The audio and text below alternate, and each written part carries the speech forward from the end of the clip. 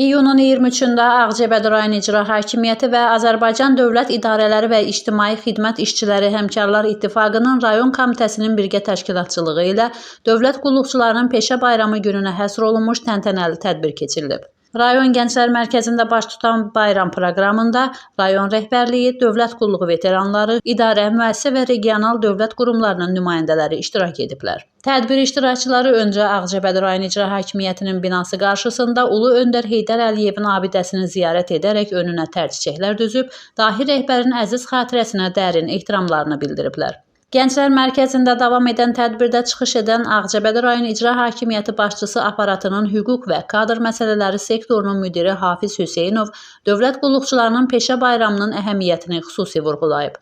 O, ölkənin inkişafında və dövlət idarəçiliyində bu sahədə çalışan şəxslərin böyük rolu olduğunu qeyd edib. Ağcabədi Bələdiyyəsinin sədr müavini Qurban Babayev, rayon İcra Hakimiyyəti başçısı aparatının aparıcı məsləhətçisi İlahə Qasımova və rayon statistika idarəsinin baş məsləhətçisi Röyal Ömərov ölkədə dövlət qulluğu sisteminin formalaşması tarixi, həyata keçirilən kadr islahatları və bu sahədə qazanılan uğurlardan geniş bəhs ediblər.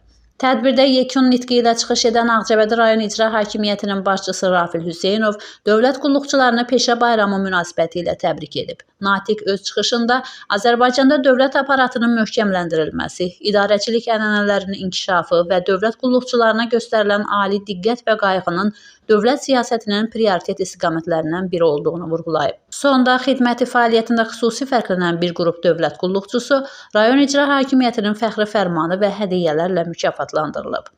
Tədbir çay süfrəsi arxasında səmimi söhbət ilə yekunlaşıb.